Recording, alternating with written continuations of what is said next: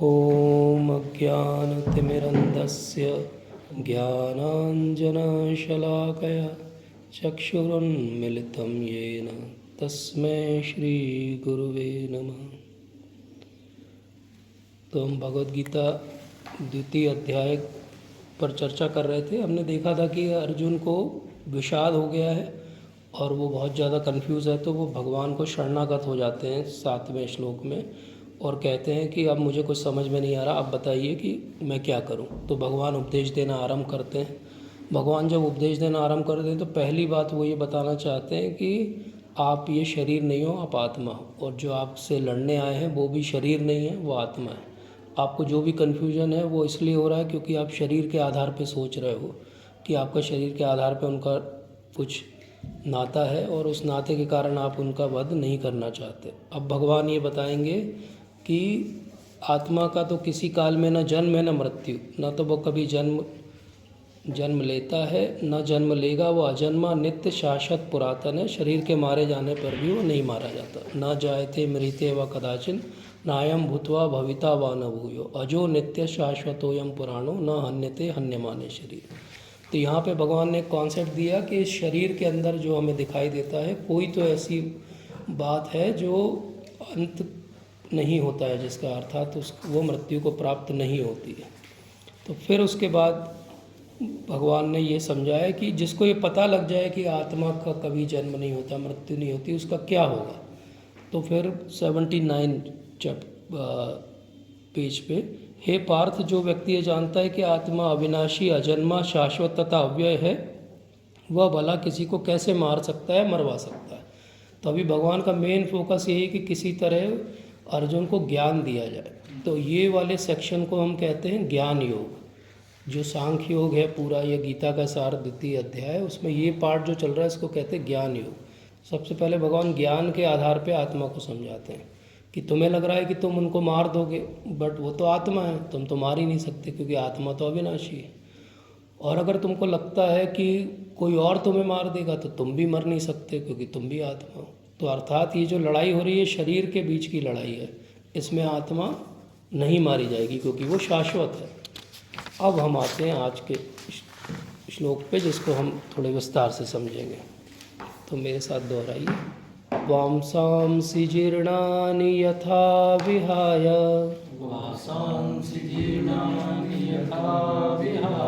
नवानि गृह्णाति नरोपराणि, तथा शरीराणि विहाय जीर्णानि अन्यानि संयाति नवानि देहि। आप पढ़ेंगे।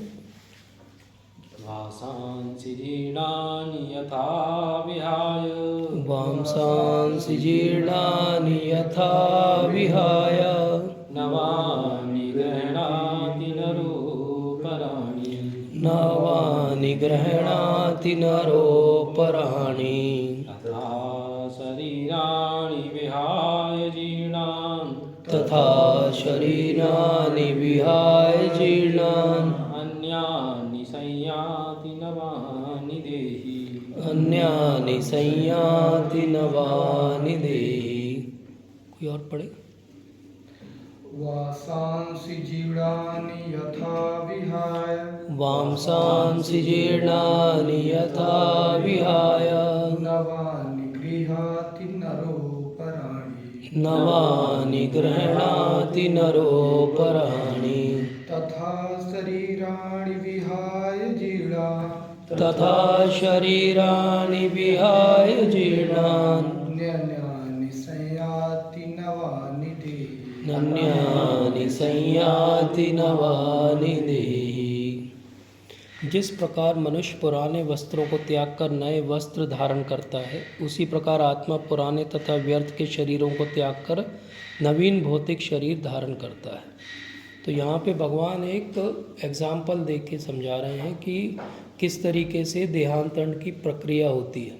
अभी तक भगवान ने ये बताया था कि जब आप पैदा होते हैं तो आप छोटे से बालक हो, उसके बाद आप युवक कौमार अवस्था को प्राप्त करते हो, उसके बाद वृद्धावस्था और फिर मृत्यु हो जाती है। तो एक ही शरीर का इतना परिवर्तन होता है कि एक छोटे बच्चे का फ़ोटो और एक उसके बूढ़े होने का फ़ोटो मैच नहीं करता। कोई कह नहीं सकता कि ये वही बच्चा है जो बूढ़ा हो गया। तो एक शरीर के अंदर भी हम इतना परिवर्तन देखते हैं, लेकिन एक उससे बड़ा परिवर्तन होता है जब मृत्यु होती है। शरीर के परिवर्तन को तो साइंस जानती है, लेकिन मृत्यु के बाद के परिवर्तन को, देहांतरण की प्रक्रिया को साइंस नहीं जानती। इसलिए वो जो आत्मा एक से दूसरे में जा रही है, भगवान एक उदाहरण से समझाते हैं कि आपको तो दिखेगी नहीं आत्मा, तो आप वो एक उदाहरण से समझो कि जैसे आप कपड़े चेंज करते हो, ऐसे आत्मा जो है शरीर चेंज करती है, क्योंकि शरीर कुछ नहीं, आत्मा का कपड़ा है। तो अब अगर शरीर आत्मा का कपड़ा है, तो जैसे कोई कपड़ा पुराना हो जाता है, जीर्णा नहीं, तो क्या करते हैं हम, अरे फट गया कपड़ा, छोड़ो इसको, दूसरा नया खरीद लेते हैं। तो हम ना उस फटे हुए कपड़े के लिए शोक करते हैं, ना हमें जो नया मिला है उसके लिए बहुत कोई लालच रहता है, क्योंकि हमें मालूम है कि थोड़े दिन बाद ये भी पुराना हो जाएगा, फिर एक नया खरीदना पड़ेगा। तो जैसे हम कपड़े चेंज करते हैं और उसको बहुत थॉट नहीं देते हैं, ऐसे ही आत्मा भी शरीर चेंज कर लेती है। जब वो शरीर कोई कार्य का नहीं बचता है तो क्या करती है आत्मा, वो शरीर त्याग देती है। आईसीयू में जब वो एडमिट है, वेंटिलेटर पे है, मल्टी ऑर्गन फेलियर में है, तो एक दिन मर जाता है। वो मर क्या गया है, क्योंकि अब वो शरीर आत्मा के रहने लायक बचा नहीं है, इसलिए शरीर को त्याग दिया, और शरीर को त्याग के आत्मा दूसरे शरीर में चला गया। अब ये जो दूसरे शरीर में गया, ये बहुत गुह्य ज्ञान है। ये ज्ञान ज़्यादातर पता नहीं है साइंस को, फिलोसोफर्स को। इसलिए उनको कितना दिखता है कि बर्थ हुई और डेथ हुई, तो उनको लगता है कि लाइफ क्या है, एक पॉइंट बी से पॉइंट डी की एक लाइन है। जैसे 2 पॉइंट से एक लाइन खींचते, पॉइंट बी है बर्थ, पॉइंट डी है डेथ, और ये लंबाई हर एक की अलग अलग है। किसी की लाइफ की लंबाई ज़्यादा है, किसी की लाइफ की लंबाई छोटी है। लेकिन आध्यात्म हमें बताता है कि लाइन नहीं है, एक्चुअली ये कंटिन्यूअस फ्लो है, एक रिवर है जिसमें बहता जा रहा है आदमी। वो समय की नदी में आप बहते जा रहे हो, उस समय की नदी का एक छोर, एक हिस्सा आप देखते हो और आप बोलते हो कि ये मेरा एग्जिस्टेंस है, लेकिन आप उसके पहले भी थे और उसके बाद में भी थे। इसीलिए पुराने वस्त्रों को त्याग के नया वस्त्र धारण करता है। अब जैसे आपने अगर कभी जो देखा हो, छोटे बच्चों को अगर आप कपड़े भी चेंज करो तो बहुत रोते हैं, देखा है? छोटे से बच्चे का कपड़ा भी चेंज करो तो बहुत रोता है, वो डायपर भी चेंज करो तो बहुत रोता है। क्यों? क्योंकि उसको लगता है मेरा कुछ जा रहा है, मेरा कुछ बदल रहा है। तो ऐसे ही अगर कोई किसी का शरीर चेंज करते हुए देखे या अपने शरीर में चेंज होते हुए देखे और अगर वो रोए, तो उसकी मानसिकता क्या है, वही छोटे बच्चे जैसी है। जो छोटा बच्चा ड्रेस चेंज करने पे रोता है, लेकिन बड़े आदमी को ड्रेस चेंज करने को बोलते हैं तो वो कोई बहुत माइंड नहीं करता, बोलता हाँ ठीक है 2 मिनट में चेंज करके आता हूँ, ओटी से मैंने चेंज किया और मैं यहाँ आ गया, तो मैं वो ओटी ड्रेस के लिए रो नहीं रहा हूँ, वो रखी है लॉकर में। तो इसी तरीके से अगर हम बच्चों वाली मानसिकता में है कि ये शरीर ही हमारा है, तो ही हम रोएंगे, अदरवाइज़ हम रोएंगे नहीं। लेकिन जैसे हर एग्ज़ाम्पल की जब भौतिक स्तर पे एग्ज़ाम्पल दिया जाता है तो उसकी लिमिटेशन होती है। वो लिमिटेशन होती है क्योंकि आप भौतिक डायमेंशन में एक आध्यात्मिक वस्तु को समझाने का प्रयास कर रहे हो। तो ऐसे ही भगवान का ये उदाहरण है, इसमें भी थोड़ा सा कुछ लिमिटेशन है। और वो लिमिटेशन क्या है कि नॉर्मली हम कपड़े चेंज करते हैं तो आप वार्डरोब में गए, आपने नया शर्ट पैंट निकाला, आपने जो पहना था वो खोला और आपने नया पहन लिया। तो ये प्रोसेस कहाँ पे हुई? वही चेंजिंग रूम में हुई जहाँ पे आपने चेंज किया। लेकिन ये जो आत्मा चेंज करती है शरीर को, ये उसी प्लेस पे नहीं होता है और उसी टाइम फ्रेम में नहीं होता है, क्योंकि ये 2 चीज़ें नहीं हैं, प्लेस और टाइम फ्रेम अलग अलग है। इसलिए साइंस कभी भी इसको समझ नहीं पाता है, क्योंकि साइंस कहाँ ऑपरेट करता है? इस टाइम फ्रेम के अंदर ऑपरेट करता है, उस प्लेस स्पेसिफिक जोग्राफिकल कोऑर्डिनेट में ऑपरेट करता है। और आत्मा का क्या होता है? एक शरीर त्यागा, अब कर्मों के आधार पे जब दूसरे शरीर वैसा बनने का समय आएगा काल के आधार पे, तब उसे अगला शरीर मिलेगा। या कर्मों के आधार पे अगर उसे नर्क जाना होगा तो वहाँ चला जाएगा, स्वर्ग जाना होगा तो वहाँ चला जाएगा। इसलिए क्या हुआ, उसने शरीर यहाँ त्यागा धरती पे, लेकिन आत्मा का ट्रांसपोर्ट कहाँ हो गया? जहाँ उसको कर्मों के हिसाब से अगली बार पहुँचना था। इसलिए ये सिमिली कंप्लीट नहीं है, आप पूरी तरह से आत्मा को इस एग्जाम्पल से नहीं समझ सकते। लेकिन फिर भी क्या कह रहा है कि व्यर्थ के शरीरों को त्याग के नवीन भौतिक शरीर धारण करना। अब प्रश्न उठ सकता है कि भगवान ने यहाँ पे ये क्यों बोला? क्योंकि वो बहुत सारे व्यर्थ के शरीर धारण करके लोग सामने खड़े हुए हैं। जैसे दुर्योधन बहुत बड़ा उदाहरण है, उसका शरीर क्या है? व्यर्थ का शरीर है, क्योंकि उसने उस शरीर से कभी भी न भक्ति की, न भगवान को एक्नॉलेज किया। भगवान ने सामने आके अपना एक विराट रूप का स्वरूप दिखाया तो भी उसने नकार दिया कि ये भगवान की जादूगरी होगी।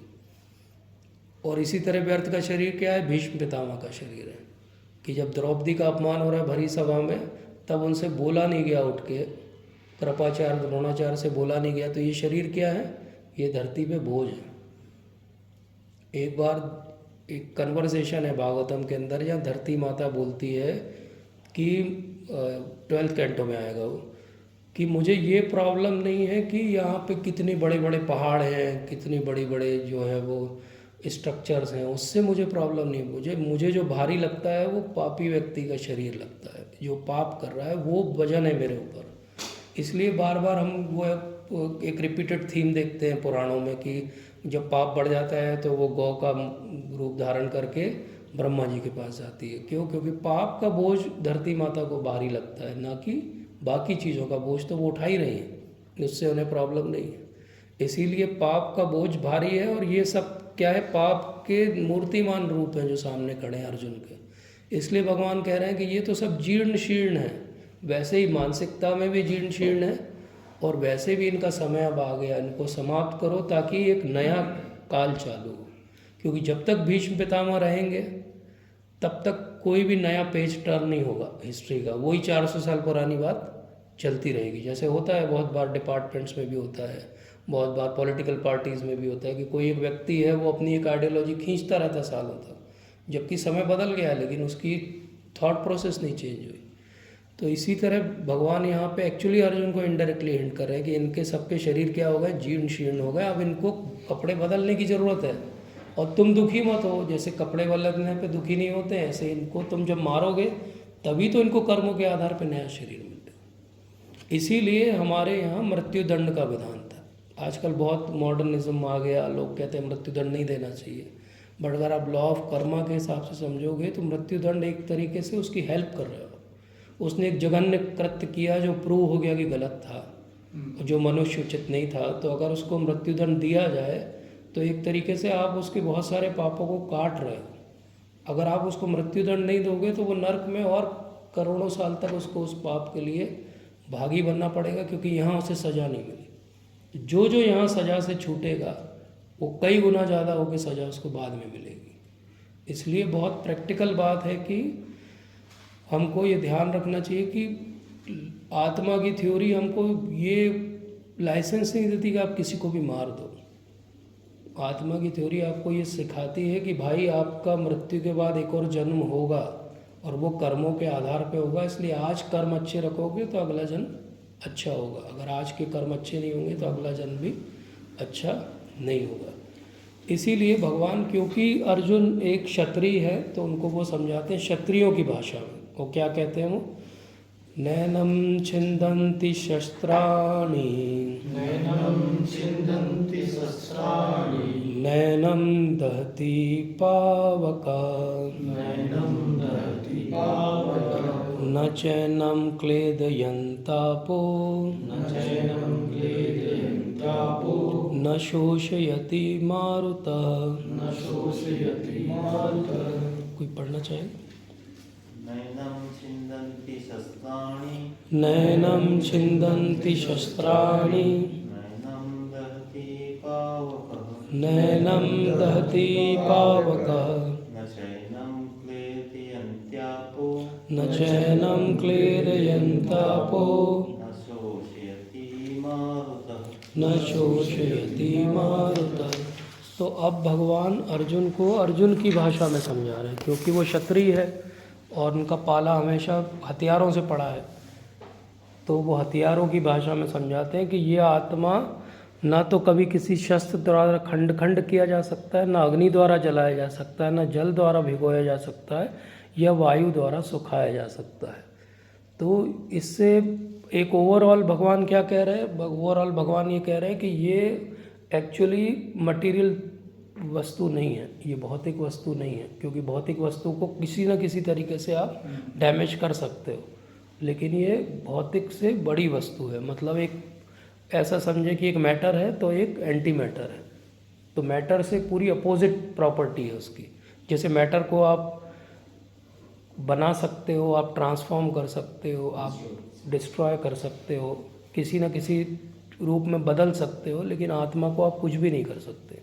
मतलब मैटर और जो सोल है वो इनकम्पेटिबल है इस सेंस में कि दोनों का कभी भी मेल नहीं होगा। जैसे एक पानी है और एक तेल है, वो हमेशा रहेंगे, दिखेंगे, लेकिन उनका इंटरफेस कुछ भी नहीं होने वाला। ऐसे ही हमारे शरीर के अंदर आत्मा है, लेकिन एक्चुअली आत्मा को इस शरीर से कुछ भी लेना देना नहीं है। लेकिन अभी कुछ कारणों के कारण, आगे भगवान बताएंगे वो कारण क्या है कि हम इस शरीर के अंदर बंधे हुए हैं। तो इसलिए भगवान ने कहा कि ये आत्मा को न तो शस्त्र द्वारा खंड खंड किया जा सकता है। अब अगले श्लोक में फिर भगवान कहते हैं ये आत्मा अखंडित अघुलनशील है, इसे ना तो जलाया जा सकता है ना सुखाया जा सकता है। यह शाश्वत सर्वव्यापी अविकारी स्थिर तथा सदैव एक सा रहने वाला है। अब ये कह सकते हैं हम कि 23 और 24 श्लोक में एक ही बात को रिपीट कर रहे हैं भगवान, लेकिन एक्चुअली वो जो बहुत ज़्यादा लॉजिकली आर्ग्यू करते हैं उनके लिए भगवान ऐसा करे। क्योंकि ऊपर उन्होंने क्या कहा था, न जल द्वारा भिगोया जा सकता है। यहाँ पे उन्होंने क्या बोला, न जलाया जा सकता न सुखाया जा सकता है। मतलब केवल जल से नहीं तो कोई ये ऑब्जेक्शन कर सकता था अच्छा जल से भिगो नहीं सकते हैं, तो हो सकता है हाइड्रोक्लोरिक एसिड से भिगो सकते होंगे, हो सकता है सल्फ्यूरिक एसिड भिगो देगा आत्मा को। तो भगवान कहते हैं नहीं, किसी भी चीज़ में घुलेगा नहीं आत्मा। मतलब किसी भी चीज़ से आप डिसॉल्व नहीं कर सकते, किसी भी चीज़ से आप उसको ट्रांसफॉर्म नहीं कर सकते। अभी भगवान ने पहले बोला कि वायु के द्वारा सुखाया नहीं जा सकता, फिर नीचे भगवान ने क्या बोला, किसी तरह से भी नहीं सुखाया जा सकता। नहीं तो कोई बोलेगा अच्छा वायु से नहीं सुखा सकते, तो हम कोई नया मैकेनिज्म लाएंगे, कोई नया एक मशीन बनाएंगे जिससे आत्मा को सुखा देंगे। तो भगवान कह रहे हैं नहीं, किसी भी तरह से आप आत्मा को चेंज नहीं कर सकते, वो इम्यूटेबल है, उसको कोई म्यूटेशन नहीं किया जा सकता। अब जैसे हम देखते हैं कि ना अग्नि द्वारा जलाया जा सकता, ना जल द्वारा भिगोया जा सकता है, तो इसके बहुत सारे आप पुराण में पढ़ोगे तो आपको उदाहरण मिल जाएंगे। जैसे हम अगर भागवतम में ही देखें तो जो सांदीपनी मुनि हैं उनके जो पुत्र हैं वो एक बार ऐसे समुद्र में जाते हैं और खो जाते हैं, और उसके बाद जब भगवान उनसे पढ़ने के लिए जाते हैं और अंत में वो गुरु दक्षिणा में बोलते हैं कि मेरे पुत्र को वापस ले आओ, तो वो पुत्र वापस आ जाता है। अब अगर वो पानी में घुलने वाली होती आत्मा तो घुल जाता, वो ख़त्म हो जाता, लेकिन ख़त्म नहीं हुआ। जैसे भागवत के अंदर हम पढ़ते हैं अर्ची और पृथु महाराज की कथा में, जब वो सती हो जाती है अर्ची पृथु महाराज के साथ में, तो फिर वो अगले श्लोक में बताते हैं कि वो जब सती हो गए तो ऊपर आसमान में दोनों जो हैं वो एक साथ एक विमान में बैठ के जा रहे हैं, क्योंकि दोनों भगवान के ही एक स्वरूप है। तो वहाँ पे क्या दिखा रहे हैं, अगर वो अग्नि से जल जाते तो ख़त्म हो जाता उनका स्वरूप, लेकिन ख़त्म नहीं हुआ, अग्नि से जलने के बाद भी वो ऊपर दिखाई दे रहे। तो इस तरीके से बहुत सारे उदाहरणों से हम समझ सकते हैं कि आत्मा को ना कोई जला सकता है, ना सुखा सकता है, ना घोल सकता है, किस हर तरीके से आत्मा क्या है, अखंडित और अघुलनशील। अब अघुलनशील तो हम समझ गए, अखंडित को बहुत ध्यान से समझना चाहिए। अगर भारत में लोग इस एक शब्द को समझ लें आत्मा के कि वो अखंडित है, तो बहुत सारी जो फॉल्स फिलोसफीज चल रही हैं वो ख़त्म हो जाएगी। जैसे कि इसको हम रिवर्स एनालॉजी से समझते हैं कि अगर कोई सी चीज़ को काटा नहीं जा सकता, मतलब मल्टीपल पार्ट नहीं किए जा सकते उसके, ना उसको जोड़ा जा सकता है, ये दोनों चीज़ एक ही है, कॉरोलरी है। अगर काटा जा सकता होता तो जोड़ा भी जा सकता होता, अगर काटा नहीं जा सकता तो जोड़ा भी नहीं जा सकता। मतलब दो आत्माएं आपस में नहीं जुड़ सकती, एक नहीं बन सकती। ना एक आत्मा के दो पीस करके आप दो अलग अलग जो है वो आत्मा बना सकते हो। मतलब नंबर ऑफ आत्मा क्या हो गई, नंबर ऑफ आत्मा एक फिक्स अमाउंट हो गई। यस। अब जो एक सोच है भारत में बहुत प्रचलित भी है वो कि हम जो है भगवान ही हैं, हम परमात्मा ही हैं, बस हम अभी भूल गए हैं। जैसे ही हम कोई एक प्रोसेस को फॉलो करेंगे हम एक दिन क्या बन जाएंगे, वापस रियलाइज़ कर लेंगे कि हम भगवान हैं। मतलब हमारा इंडिविजुअल आइडेंटिटी जो है वो समाप्त हो जाएगा। उसको वो उदाहरण के तौर पे समझाते हैं कि 4 आप घड़े ले लो, उसमें पानी भर लो, तो आसमान का जो रिफ्लेक्शन है उन घड़ों में दिखाई देता है। अब घड़ों को आप डैमेज कर दो, डिस्ट्रॉय कर दो, रिफ्लेक्शन क्या होता है, वापस आसमान में चला गया, घड़े ख़त्म हो गए। बोले ऐसे ही हमारी इंडिविजुअल आइडेंटिटी जिस दिन ख़त्म हो जाएगी हम क्या हो जाएंगे, वापस भगवान बन जाएंगे। अभी भी मैं भगवान हूँ लेकिन मैं भूल गया। लेकिन यहाँ पे जो शब्द है अखंडित, उससे ये बात डिस्प्रूव हो जाती है, क्योंकि आत्मा को खंडित किया ही नहीं जा सकता, तो परमात्मा को खंडित नहीं किया जा सकता। इसका मतलब ये हुआ कि इटर्नली हम भी एग्जिस्ट कर रहे हैं इंडिविजुअली, और भगवान भी इंडिविजुअली एग्जिस्ट कर रहे हैं। कभी एक टाइम नहीं था कि भगवान एक होलसम थे और उससे टुकड़े निकले और उन टुकड़ों से हम बने, क्योंकि जैसे आत्मा को काटा नहीं जा सकता, अखंडित है, वैसे ही परमात्मा को भी काटा नहीं जा सकता। और इसकी करोलरी क्या हुई कि कभी ऐसा नहीं होगा कि ये आत्मा के रूप में जो चिंगारी है वो वापस जाके समा जाएगी और उसका एग्जिस्टेंस ख़त्म हो जाएगा। मतलब हमारी इंडिविजुअलिटी पास्ट में भी थी, प्रेजेंट में तो है ही, और फ्यूचर में भी हमेशा रहेगी। कभी ऐसा नहीं होगा कि हम दिखना बंद हो जाएंगे। तो फिर वो जो दिखना बंद लगता है लोगों को, वो क्या है? वो वैसा ही है जैसे 7th कैंटो में हिरण्यकशिपु जब भगवान के ऊपर जंप करता है, नरसिंह देव के ऊपर, तो वो उनका इतना एफल्जेंस है कि उसमें वो दिखना बंद हो जाता है। जैसे बहुत तेज़ रोशनी आती है, कई बार आप रात को गाड़ी ड्राइव करो, सामने से अगर बहुत तेज़ LED लाइट लगी हुई है तो क्या होगा, आपको कार आसपास का सब कुछ दिखना बंद हो जाता है। लेकिन वो लिमिटेशन किसकी है? वो हमारी आँखों की है, उस एग्जिस्टेंस की नहीं है कि वो होना या रहना ख़त्म हो गया उसका। ऐसे ही वो हिरण्यकशिपु जंप किया तो वो दिखना बंद हो गया, अर्थात ये नहीं कि वो मर्ज हो गया।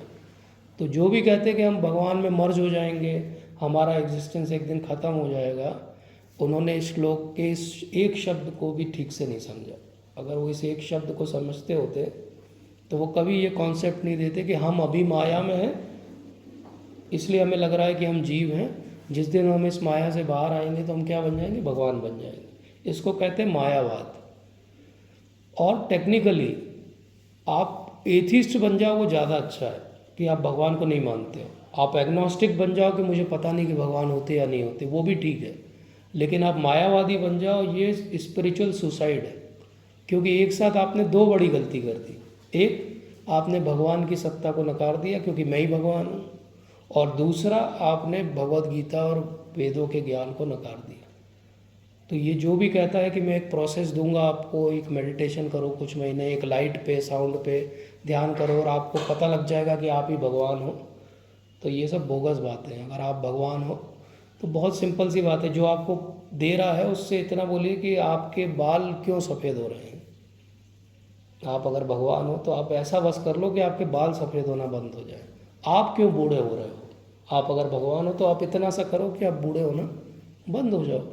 अगर आप भगवान हो तो आप यहाँ बैठे बैठे मुझे बता दो कि 10 किलोमीटर दूर क्या हो रहा है। अगर आप भगवान हो तो आप तो सर्व ज्ञाता हो, आप बता दो कि 2 दिन बाद क्या होगा। या आप जिसको नहीं जानते, मैं 4 लोगों को सामने खड़ा करूँगा, कुछ मत बताओ, उन 4 के नाम बता दो अगर आप भगवान हो।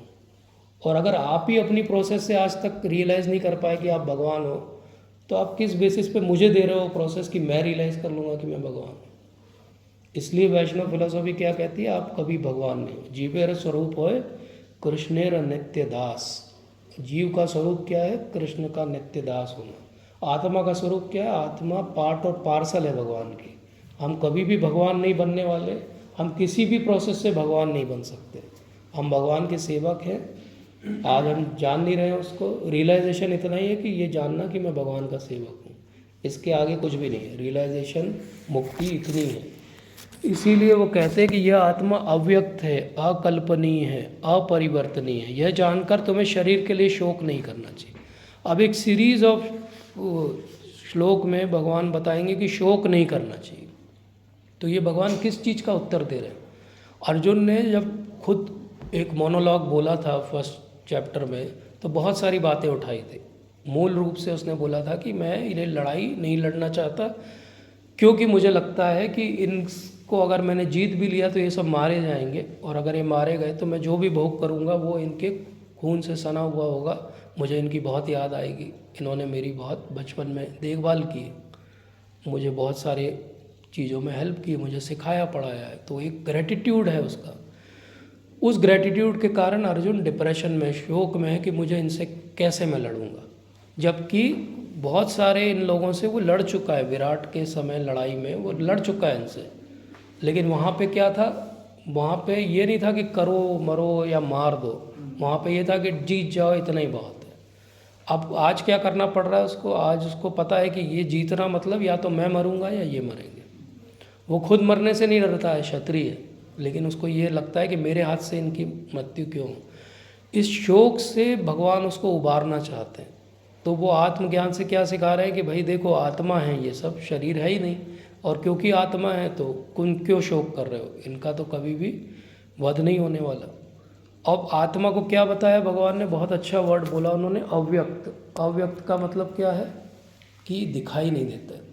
तो आत्मा को हम किसी भी तरह से देख नहीं सकते। तो जितने लोग बोलते हैं माइक्रोस्कोप से इससे उससे हम आत्मा को देखेंगे, वो सब बोगस बातें हैं, क्योंकि भगवान ने कहा कि वो अव्यक्त है, वो एक मैटर है ही नहीं।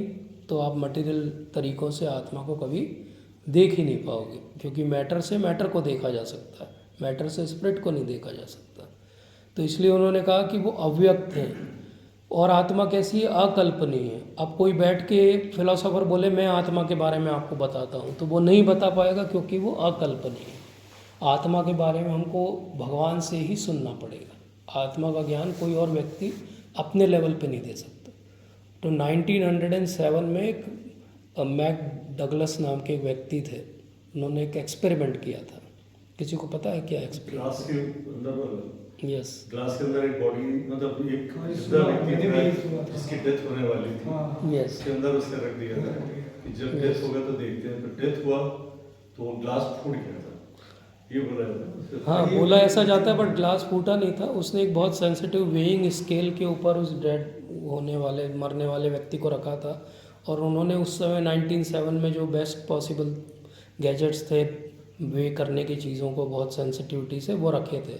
और फिर जब वो व्यक्ति मृत्यु को प्राप्त हो गए तो उन्होंने देखा कि वेइंग स्केल में जो है वो कुछ ग्राम जो है वो कम हो गए।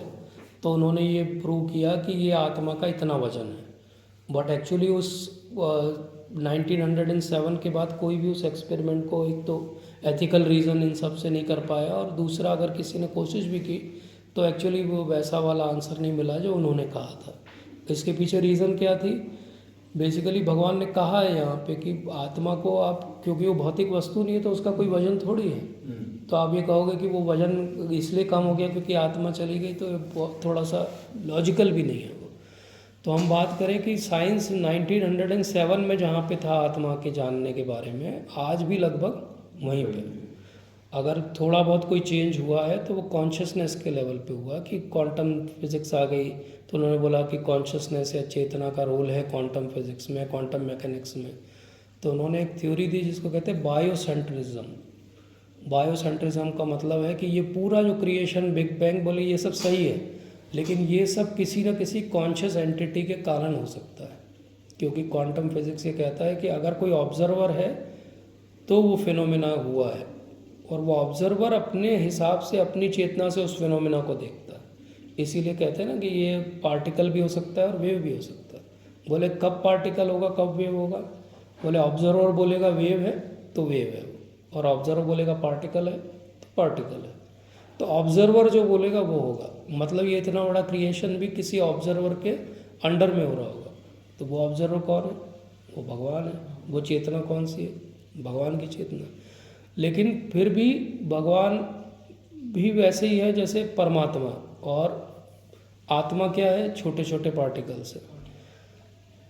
हम बार बार एक बात डिस्कस करते हैं कि आत्मा और परमात्मा के अंदर अंतर क्या है। एक अणु है और एक विभु है, एक बहुत बड़ा है और एक बहुत छोटा है, लेकिन कॉन्स्टिट्यूएंट के लेवल पे दोनों एक से हैं। मतलब जैसे समुद्र और समुद्र के पानी की एक बूंद, जैसे अग्नि और उसकी एक चिंगारी।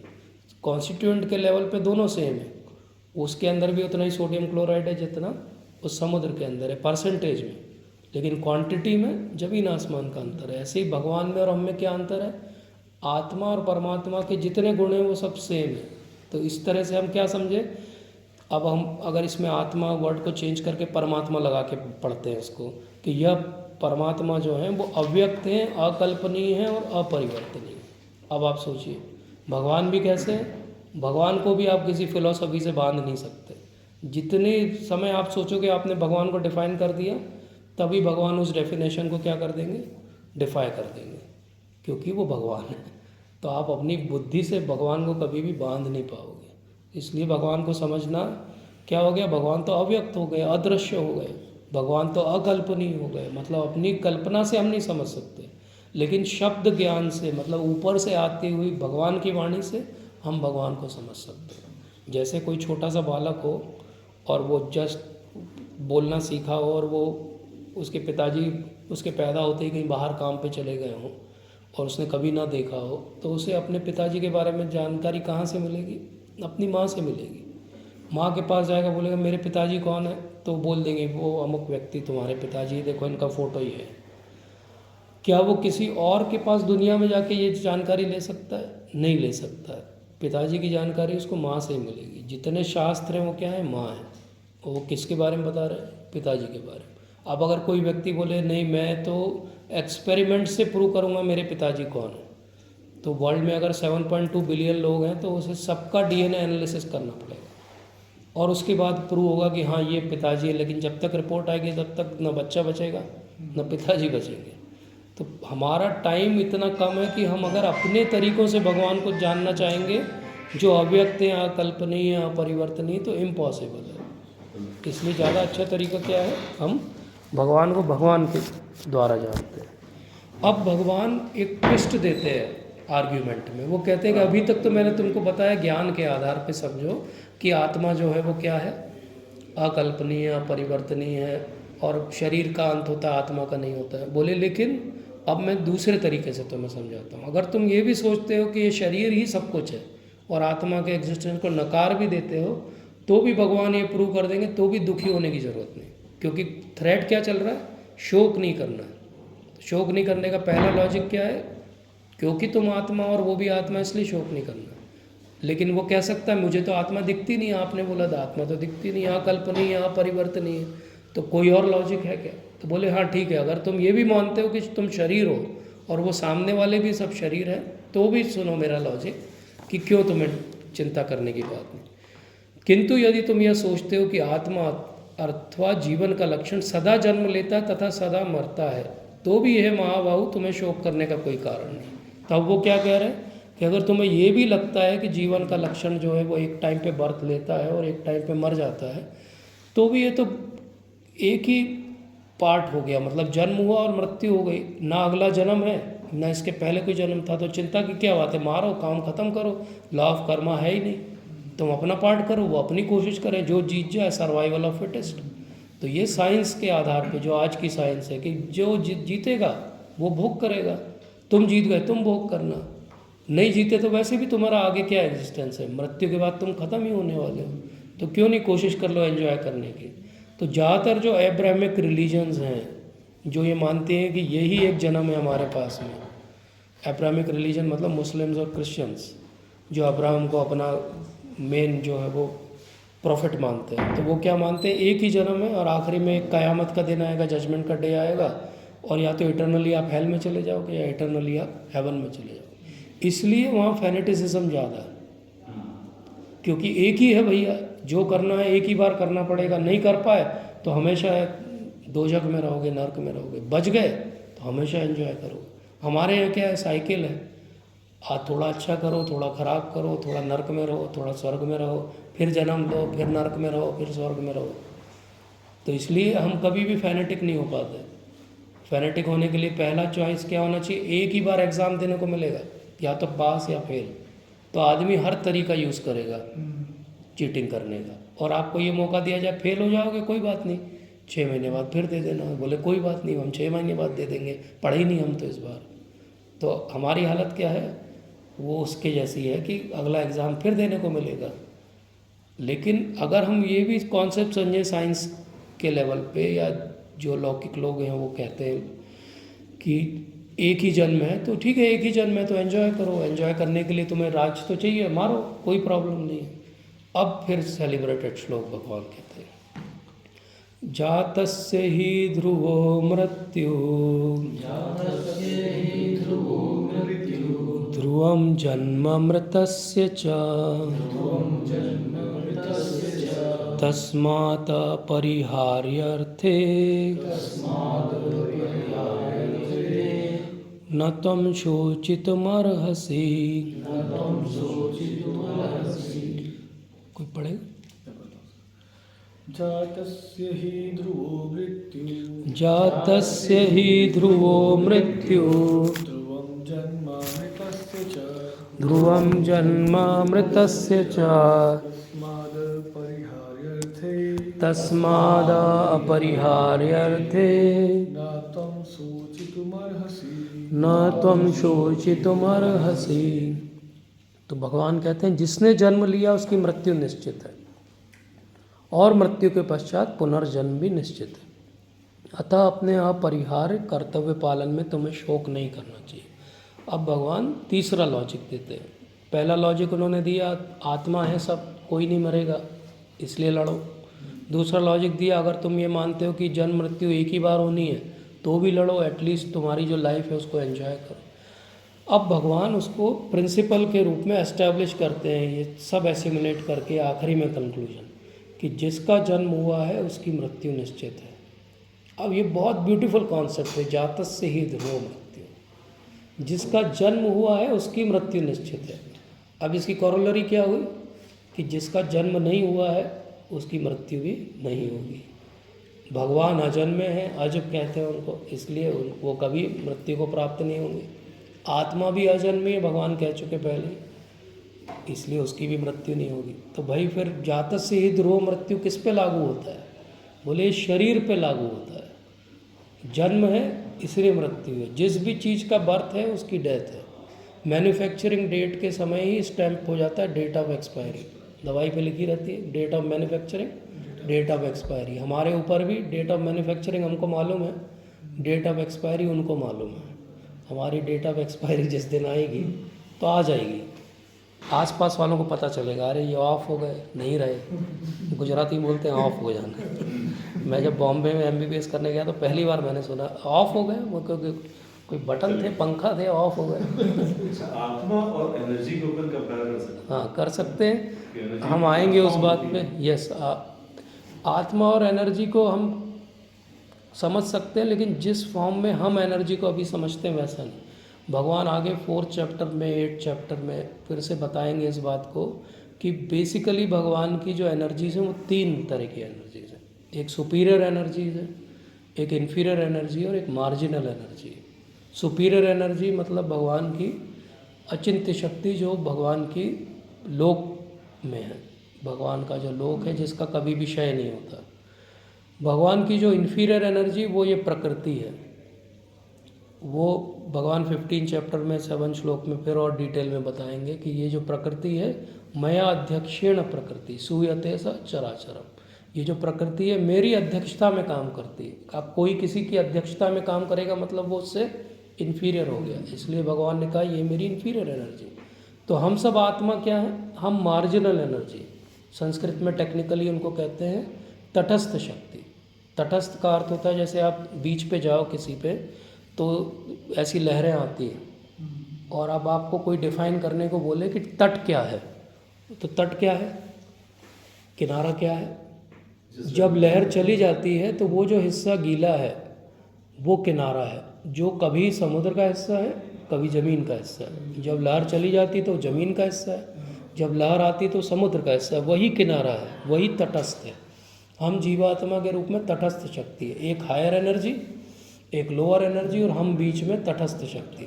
अब हमें भगवान ने फ्रीडम दी कि हम या तो ऊपर रहे या हम नीचे रहे। हमारा इंडिविजुअल सेपरेट एग्जिस्टेंस है, हमारी सेपरेट आइडेंटिटी है, हमारी सेपरेट फ्रीडम है।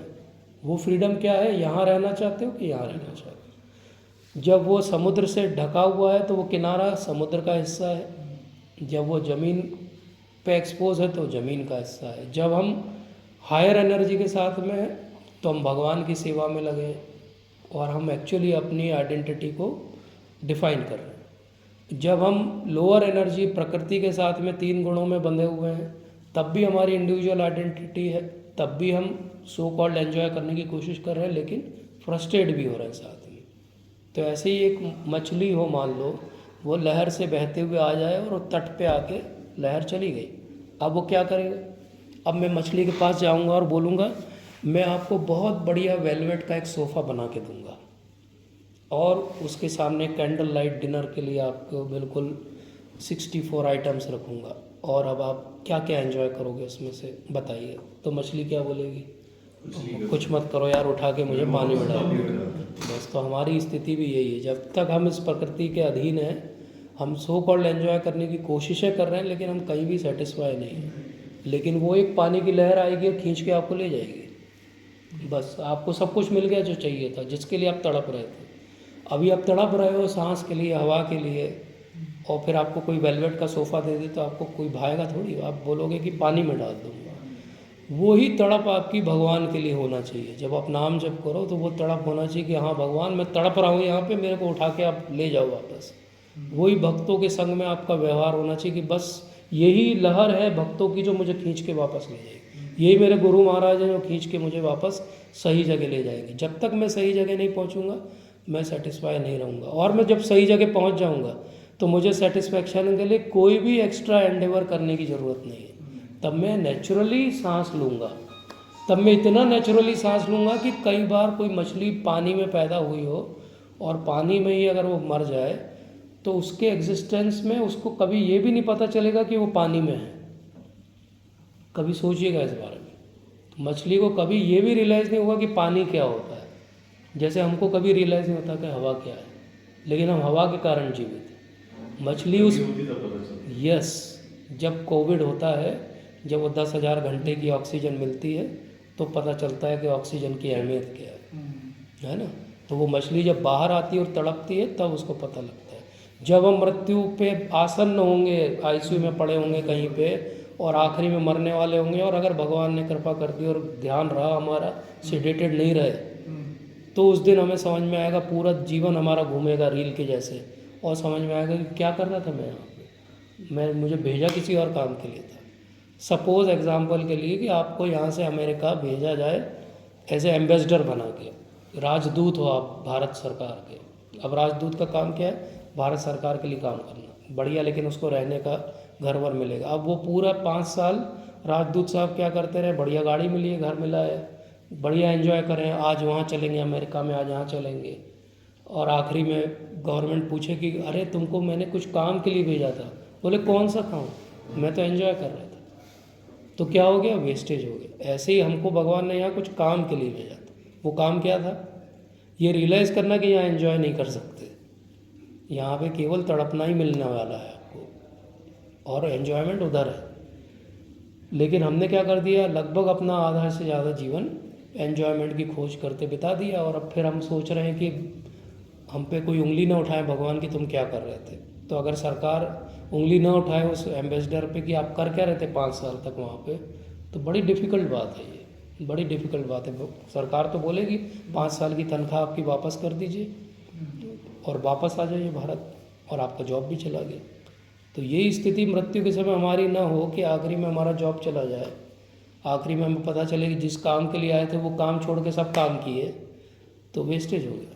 इसलिए जातस्य ही ध्रुवो मृत्यु। अगर एक चीज़ याद रह जाए मरते समय, और अगर हमको दुख भी हो जाए कि पूरा जीवन मैंने वेस्ट कर दिया, तो भी कोई बात नहीं। जातस्य ही ध्रुवो मृत्यु, ध्रुवम जन्म मृतस्य च।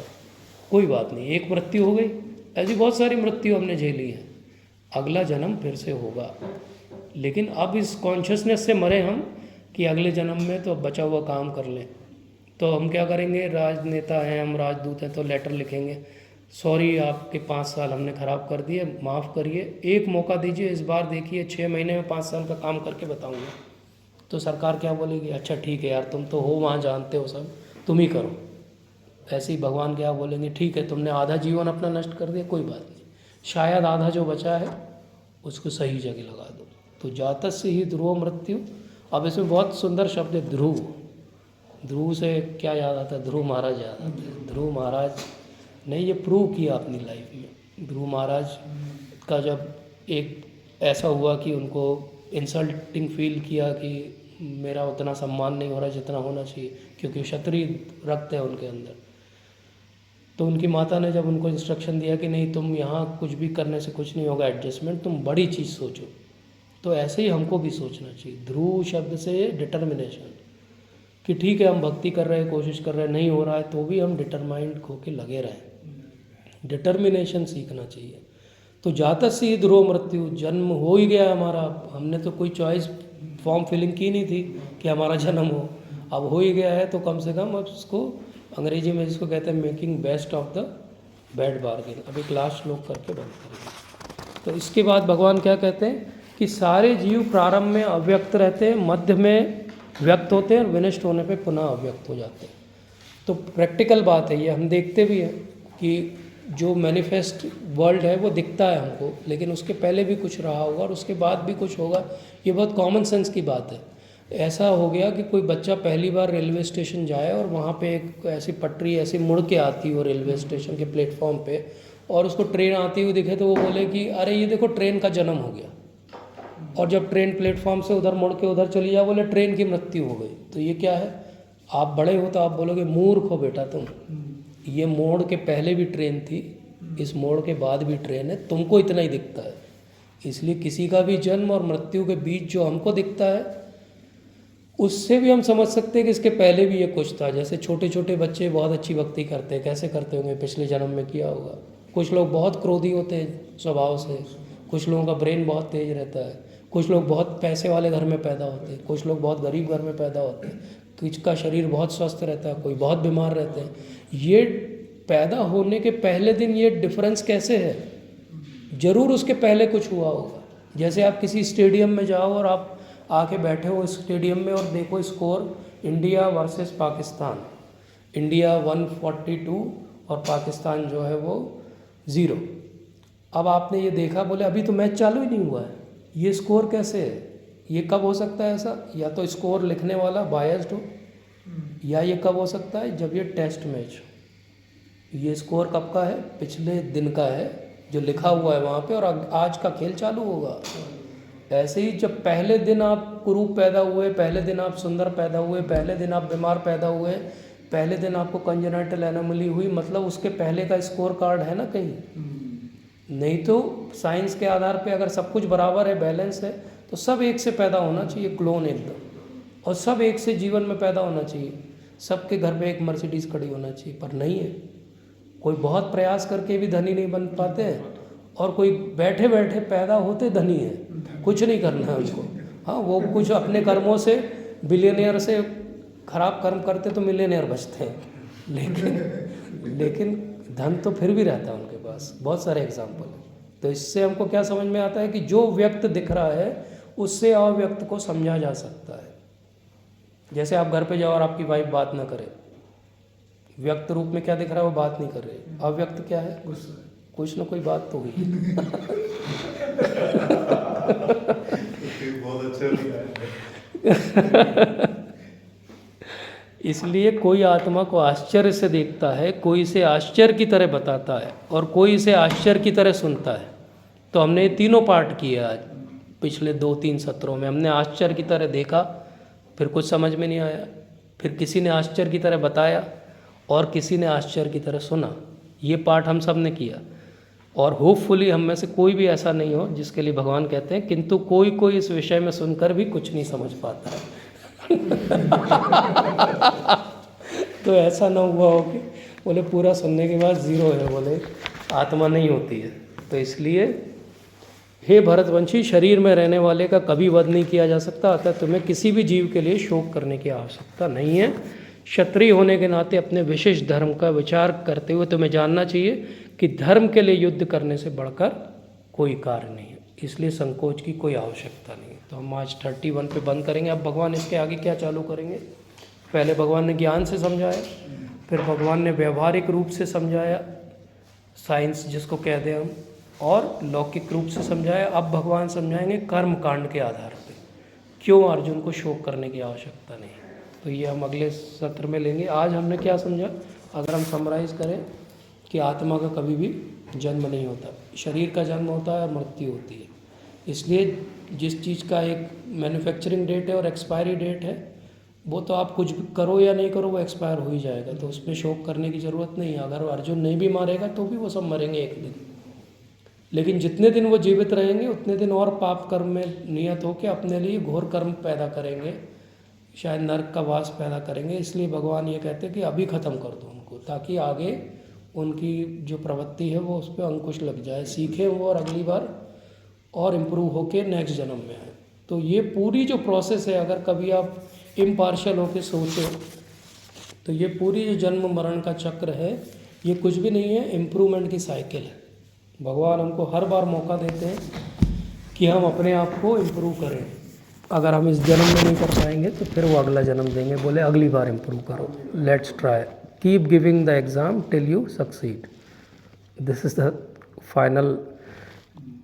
और आत्मा के लिए हमारा रोल क्या है as a surgeon, as a physician, as a doctor, कि हम समाज में देख रहे हैं बहुत सारे लोग आजकल बहुत जल्दी किसी की मृत्यु होती है तो तोड़ फोड़ हो जाती है अस्पतालों में, लड़ाई झगड़ा हो जाता है, क्योंकि आत्मा का ज्ञान नहीं दिया जा रहा।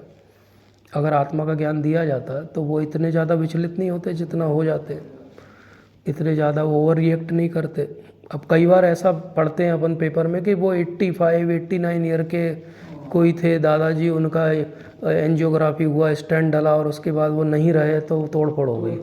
अब इमेजिन करो कि वो रहते भी तो कितने दिन और रहते। मतलब ये हम नहीं कह रहे किसी की अगर नेग्लिजेंस है तो उसको पॉइंट आउट करना चाहिए, बट पॉइंट ये है कि वो ओवर रिएक्ट क्यों कर रही है सोसाइटी, क्योंकि हम आत्मा से दूर होते जा रहे हैं। शरीर को हमने सब कुछ मान लिया, भौतिकता को सब कुछ मान लिया, इसलिए लोग आकर्षण में, भौतिकतावादी आकर्षण में फंसते हैं, इसलिए लिव इन रिलेशनशिप्स हैं। अगर आपको एक भी चीज़ मॉरलिटी भी एस्टेब्लिश करनी हो सोसाइटी में तो बिना आत्मा के नहीं कर सकते। मॉरलिटी भी तब आएगी जब आप आत्मा समझोगे, तो अपने कर्म के लिए आप तुरंत सचेत हो जाओगे। जैसे हम बात कर रहे थे, हम इतने सोचो कि चींटी नहीं मारना चाह रहे हैं, वो किस लेवल की कॉन्शियसनेस है। कुछ लोग हैं जो लड़ाई झगड़े में मारे जा रहे हैं, आदमियों को, बच्चों के अस्पतालों पे बम डाल रहे हैं। इमेजिन करो किस लेवल की कॉन्शियसनेस। और हम एक चींटी, वो तो सोचते नहीं है चींटी वीटी मारने। तो ये क्यों हुआ? क्योंकि हमने कर्म को समझा, क्योंकि हमने आत्मा को समझा, भक्ति को समझा। तो कितनी सटल नॉलेज है ये कि हम एक चींटी पे भी पैर रखने में अगर गलती से रखा जाता है तो 2-4 दिन याद रहता है, अरे मेरे कारण चींटी मर गई। बाथरूम में पानी डाल दिया, वॉश बेसिन में, एक आध कोई मर जाए तो हमको कीटाणु के बारे में सोच रहे हैं हम तो।